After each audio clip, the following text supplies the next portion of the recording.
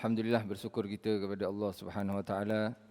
Allah kumpulkan kita pada satu perkumpulan yang akan kekal abadi bersama kita di akhirat nanti, insya-Allah, daripada pukul 7 atau 7.30 sampailah saat ini, yang mana manusia semuanya akan hancur binasa. Mata yang mulanya dapat melihat tak akan dapat melihat, mulut yang boleh mengail, mengunyah, bercakap tak akan bercakap. Tapi alhamdulillah, perkumpulan ini akan Allah kekalkan, insya-Allah hasilnya Allah abadikan manfaatnya untuk kita di akhirat nanti. Dan mudah-mudahan kita berbahagia dengan merayakan Isra' Mi'rajnya Rasulullah sallallahu alaihi wasallam, yang mana malam Isra' Mi'raj adalah malam paling spesial, malam paling istimewa bagi baginda Rasulullah sallallahu alaihi wasallam. Malam terbaik bagi umat Nabi adalah malam Lailatul Qadar. Adapun bagi Rasulullah, malam terbaik adalah malam Isra' dan Mi'raj. Yang mana Isra' Mi'raj ini Allah kekalkan, Allah abadikan peristiwa tersebut. Isra' ini dalam surah Al-Isra', dijadikan nama surah dalam Al-Quran yang dimulakan Subhanalladzi asra bi'abdihi lailam minal masjidil harami ilal masjidil aqsal ladzi barakna haulahu linuriyahu min ayatina innahu was-sami'ul basir. Baik. Sebelum kita mengkaji atau kita mempelajari tafsir atau mentadabburi surah ini, kita perlu sedar dulu, kita renungkan dulu bahwasanya Al-Quran ini merupakan firman Allah. Dan sesuatu yang berkaitan dengan Allah adalah qadim, tak berta'alluq, tak berhubungan dengan masa. Dan di dalam firman Allah, Allah dah ucapkan Nabi akan Isra'. Maknanya berlakunya Nabi Isra' di bulan 27 Rajab. Tapi sebelumnya di ilmullahil qadim, Nabi sudah memang pasti akan diisra'kan. Percaya tak percaya, dalam ilmullahil qadim, kalamullahil qadim, Nabi ini Isra'. Kan peristiwa Isra' ini peristiwa yang tak masuk akal sebetulnya. Sebab melihat perjalanan Nabi sangat singkat, bukan satu malam. Bahkan dikatakan hanya 10 minit, 7 sampai 10 menit. Perjalanan antara satu tempat di dunia ke tempat yang lain yang di dunia, juga perjalanan di dunia sampai langit yang ketujuh. Bahkan kecepatan kecepatan Nabi ketika musafir tersebut, ketika Isra' tersebut, itu mengalahkan kecepatan cahaya. Sedangkan cahaya kecepatannya adalah 300.000 per saat. 300.000 per saat. Itu kalau kita naik kereta 300 saja per saat, bukan 300.000, 300 saja per saat. Itu kalau kereta Saga kat depan tu mungkin dah berkecai sudah. Sebab dia tak larat dengan tekanan angin yang sangat ni. Ini Nabi Muhammad SAW dengan jubahnya, dengan pakaiannya, dengan serbannya, ya, 300.000 per saat. Dan tak ada apa-apa berlaku pada Rasulullah sallallahu alaihi wasallam. Orang percaya tak percaya, ilmullah, yakni kalamullahul qadim, telah mengucapkan peristiwa ini. Maksudnya apa? Maksudnya peristiwa Isra' kita perlu iman dulu. Sebab ini berkaitan dengan kalamullah. Kalau nak teliti, nak kaji, kemudian. Tapi yang mula-mula, first sekali adalah kena iman dulu. Oleh sebab itu, orang yang tak sedar dengan berlakunya Isra' Mi'raj, dia gunakan akal dulu sebelum dia sedar bahawasanya ini kalamullah yang mengucapkan, yang menceritakan Isra' ini. Dia tak fikir benda ni, akhirnya dia akal dulu. Rusaklah agama bila agama ini diakal-akali. Bukan alkali minum tu kan. Jadi di akal ini digunakan akal. Bahkan syariat saja kalau menggunakan akal akan rusak semuanya. Oleh itu peristiwa ini kena dengan iman. Kesimpulannya, pengajarannya apa? Segala sesuatu yang datang daripada Allah, datang daripada Rasulullah, apa yang disyariatkan dalam syariat agama Islam, wajib kita terima dengan iman dahulu. Jangan dengan akal dahulu.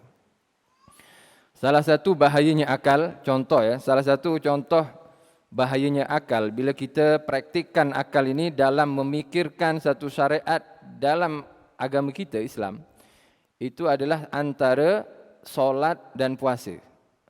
Saya nak cerita Isra Mi'raj sebetulnya dah tahu semua cerita Isra Mi'raj ini kan. Naik apa, kan? Jumpa ke ada siapa, masuk kat mana, dah tahu semua. Jadi agak lain sikitlah. Baik.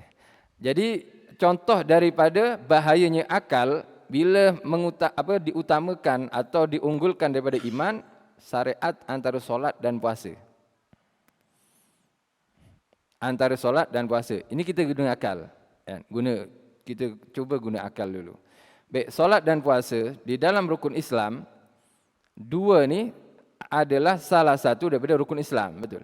Antara solat dan puasa, mana yang disebut mula-mula? Yang paling disebut awal tu mana? Yang ni lebih dahulu mana? Perintah solat ke perintah puasa? Solat peringkat ke? Kedua. Baik, syahadat. Baik, syahadat dulu, solat, kemudian ketiga puasa, zakat, Ramadan. Okey, maknanya macam ni. Maknanya kalau ikutkan akal, solat itu lebih penting daripada puasa. Betul kan? Secara akal. Kemudian kita akan cari dalil bahawasanya awwalu ma yuhasabu, yang artinya pertama kali yang akan dihisap nanti adalah solat kan. Kemudian akal terus berjalan. Solat. Baik. Ketika Siti Aisyah radhiyallahu anha lapor kepada Rasulullah sallallahu alaihi wasallam bertanya, macam mana ketika Ramadan ini saya uzur untuk perempuan. Adakah solat perlu diqadha? Adakah puasa perlu diqadha? Syariat, yakni Rasulullah SAW menegaskan qadha puasamu dan solatmu tak perlu diqadha. Kan itu kan kita faham kan? Kita iman. Kalau kita iman, kita okeylah jalan yang tepat. Coba kita syariat ini kita gunakan akal. Macam mana nak gunakan akal? Bila solat sahaja. Solat ni lebih penting daripada puasa. Kalau solat saja bila ditinggal sebab uzur tadi untuk perempuan tadi, tak wajib solat, lebih-lebih yang di bawahnya yang tak penting. Bila yang penting saja tak perlu diqadha, maka yang tak penting lebih tak perlu diqadha. Oleh sebab itu kita ikut akal, tak qadha puasa juga jadinya. Sebab akal ni ada dua sudut pandang. Okey, kita sudut pandang lain. Kita sudut pandang kita mulakan daripada puasa. Kalau puasa saja untuk orang yang uzur tadi wajib qadha, lebih-lebih solat. Yang lebih penting daripada puasa itu sendiri. Maknanya solat pun lebih wajib untuk diqadha. Kata siapa? Akal. Jangan lupa akal, bukan iman. Kata akal. Ikut logik kan macam mana? Akal kita kan akan bercakap macam tu. Iya, kalau puasa saja yang tak penting ini wajib diqadha, lebih-lebih solat. Maka lebih wajib untuk diqadha. Akhirnya dia solat qadha semua walaupun dia uzur. Uzur berapa tu lepas dah suci baru qadha semua. Alhasil oleh itu syariat ini kena iman dulu. Kalau tak faham, iya ustaz, kenapa ustaz? Padahal solat tu kan lebih penting daripada puasa. Kenapa puasa ini tak wajib qadha untuk orang yang uzur tadi? Allah Subhanahu Wa Taala hikmahnya bukan tak boleh cerna oleh akal, boleh. Hikmahnya Allah Subhanahu Wa Taala tahu solat ini satu hari 5 kali 17 rakaat. Kemudian kalau dia uzur 10 hari, maknanya dia ada hutang berapa? 50 kali, yakni sama dengan 170 rakaat. Ketika dia dah bersih selepas 10 hari, maknanya dia ada hutang 50 rakaat, 50 solat. Dengan solat yang sedia ada. Kan berat untuk perempuan. Berat ke tak berat? 170 hutang awak kena bayar. Kan? Akhirnya Allah tak apa, tak payah bayar. Tak payah qadha. Kemudian kalau puasa, sebab puasa ini hanya difardukan 1 bulan dalam masa 12 bulan, itu ringan untuk perempuan. 10 hari dia punya hutang dan Allah bagi masa untuk melunasi 11 bulan. 1 bulan bayar 1, 11 bulan bayar 1. Apa tujuannya? Kenapa solat diqadha? Puasa diqadha, solat diqadha? Untuk kemudahan bagi hamba Allah yang berjantina perempuan. Ini hikmah daripada syariat Rasulullah sallallahu alaihi wasallam, syariat agama Islam. Oleh sebab itu tak boleh kita nak gunakan akal dalam agama ini. Ja'far As-Shadiq ditanya, "Ya Syekh, bila memang syaitan itu adalah orang atau makhluk yang akan masuk neraka, seronoklah dia." Weh, kenapa seronok masuk neraka? Iblis kan daripada api. Kemudian neraka itu adalah api. Kalau ikutkan akal, api jumpa api jadi apa? Berapi-api ni. Dia tambah semangat, apinya itu seronok macam tu kan. Akhirnya Imam Ja'far As-Shadiq dia awak tak nak dalil ni, nak akal, diambilkan tanah. Tanah dibalingkan enggak orang yang bertanya. Akhirnya kena yang bertanya, aduh, sakit. Sakit ke? Ya sakitlah. Tanah yang ada kandungan air tu kan. Bukan awak dari tanah Bukan awak ada kandungan air Kenapa masih sakit? Itulah syaitan. Kandungannya lain. Jadi berat api yang diciptakan untuk syaitan dengan beratnya tekanan api yang neraka itu lain. Jadi syaitan akan merasakan panasnya itu api. Bukan seronok macam kita punya akal ni. Jadi mula-mula kejadian Isra, alhasil semua yang datang daripada Allah SWT, daripada syariat Rasulullah, perlu diterima dengan iman dulu. Jangan nak pandai-pandai dengan akal. Banyak lagi sebetulnya, tapi dah lama pula ceramah nanti ni. Ini pun saya tak tahu lagi. Baik, kemudian tak apa, tapi yang puasa ni belum makan lagi ni. Saya tak puasa. Baik, dimulakan apa? Subhanalladzi, terus saja kan. Subhanalladzi, maha suci Allah. Maha suci ini orang Arab bila mengucapkan subhana, ini selalunya untuk mengungkapkan kehairanan. Jadi kalau dia hairan tu pasti cakap subhana, maha suci. Dan di sini banyaklah pengajaran kalimat subhana ni kan. Yakni Allah mensucikan dirinya daripada segala kekurangan. Sebetulnya dalam kalimat, kenapa menggunakan kalimat subhana, sabbaha ni, subhana jadi kalimat sabbaha, jadi mufassir pula, jadi tafsir. Baik, hasil subhana ni daripada sabbaha, sabbaha tu berenang, menjauh daripada keaiban.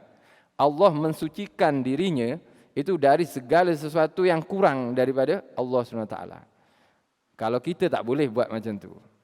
Ada orang, oh saya ni suci, tak ada dosa saya. Seronok kita dengar macam tu. Saya tak ada kekurangan, saya ini sempurna. Orang mensucikan dirinya sendiri, itu tandanya orang ni penuh dengan kekurangan sudah.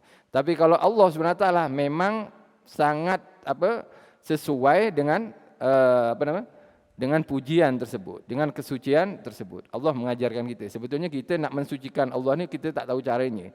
Allah ajarkan kita macam mana kita nak sucikan Allah dengan kalimat subhana.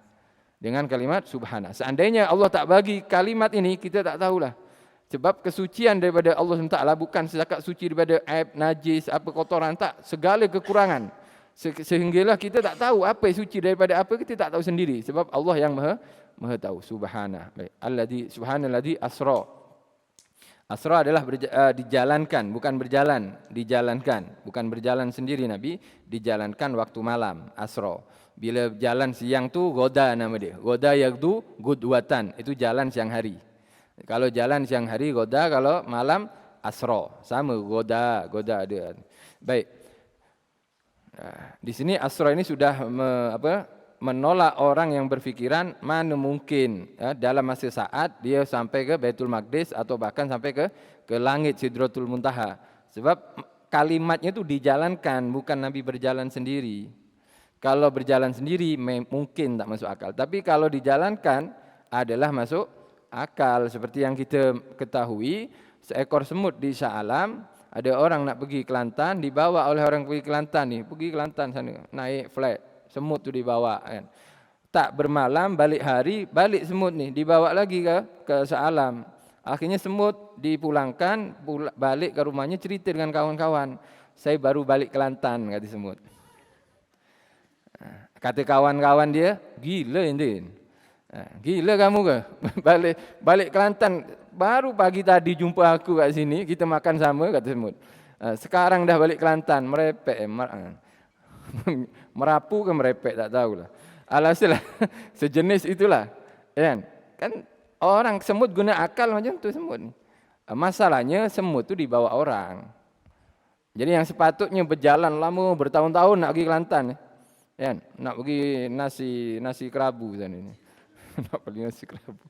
Itu bertahun-tahun nak sampai semut ni kalau ikutkan berjalan sendiri sebab ada orang menjalankan. Itulah Nabi Muhammad SAW dijalankan oleh Allah SWT, bukan Nabi berjalan sendiri. Baik. Asra berjalan malam, kemudian ada kalimat asra. Subhanalladzi asra bi abdihi. Abdun tu hamba tu adalah pangkat satu gelaran paling tinggi nanti di akhirat. Gelaran paling tinggi adalah abdun. Abdun, bukan gelaran-gelaran dunia ni. Tak, abdun adalah gelaran tertinggi. Oleh sebab Nabi Muhammad digelari abdun. Banyak penjelasan tentang abdun. Saya nak cakap tentang lailan ni. Asra dah berjalan malam, lailan malam lagi, kan? Dimaksudnya malam ni sebahagian malam, sedikit daripada malam. Dalam bahasa Arab ada lailan, ada lailatan. Pernah dengar tak? Lailatul Badri, Lailatul Qadar, kan? Lailatul Qadar, kan? Kalau Lailatul Qadar tu artinya satu malam. Jadi daripada maghrib sampai subuh itu Lailatun nama dia. Satu malam. Tapi kalau Lailun tak ada taknya, itu sebahagian malam. Oleh dikatakan dalam maulid, Nabi ni Isra Mi'raj, tengah baring, kemudian balik, tempat baringnya Nabi masih panas. Gerak, balik lagi ni tempat baring tu masih panas. Agak-agak kalau kita baring kat atas tilam tu, berapa minit bertahan panas di badan kita. Nabi macam itulah masa yang diambil oleh Nabi untuk apa? Isra dan Mi'raj. Lebih cepat lagi, bukan satu malam ya. Sebab kan sebelum fajar ni, sebahagian daripada malam. Oleh itu ada yang mengatakan 7 minit atau 10 minit. Itu Isra Mi'rajnya Nabi. Alhasil berlakunya Isra Mi'raj pun ada khilaf. Ada yang mengatakan Rajab, ada yang pendapat Rabiul Awal, 12 Rabiul Awal, ada Rabiul Akhir. Ada khilaf juga di sana. Kemudian malam, Asra bi Abdillah minal Masjidil Haram ila Masjidil Aqsa alladzi barakna haulahu linur min ayatina innahu wasamiul basir. Itu sampai panjanglah.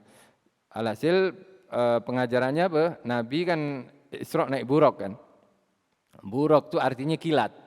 Barkun tu kilat. Buraq adalah binatang, haiwan menjadi kendaraan para anbiya sebelum Nabi. Dan buraq ini berjalannya secepat cahaya. Sejauh mata memandang sampai itulah secepat cahaya, lebih cepat daripada cahaya bahkan ya.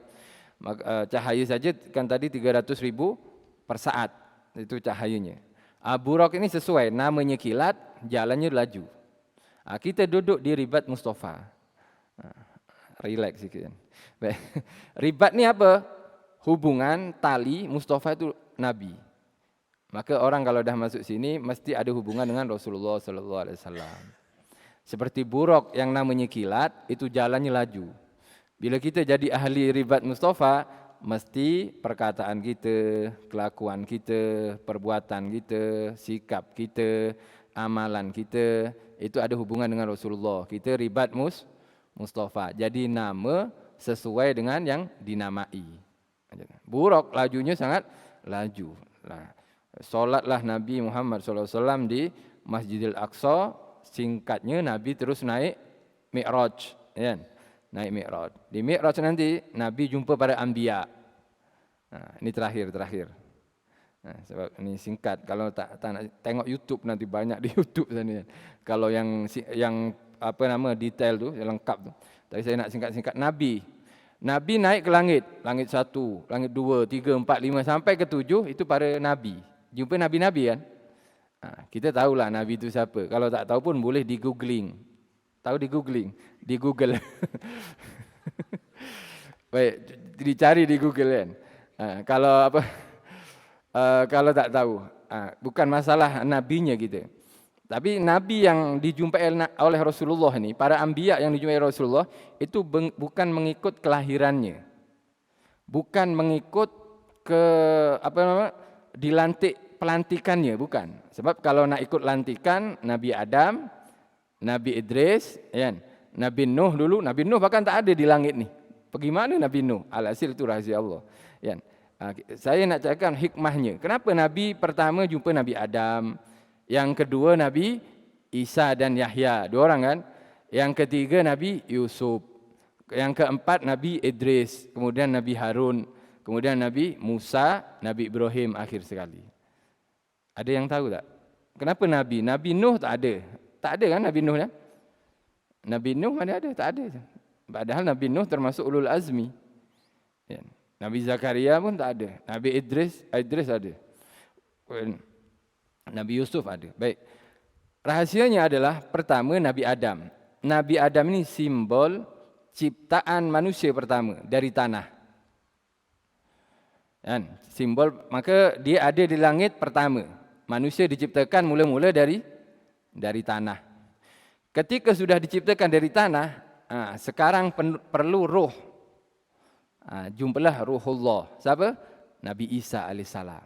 Naik peringkat kedua ada Ruhullah. Ruhullah ditiupkan, manusia kan dari tanah. Ada roh masuk, akhirnya dia hidup. Nabi Yahya. Yahya dan Isa berkumpul di langit kedua. Sebab roh ketika masuk dia akan hidup. Yahya artinya hidup. Kan?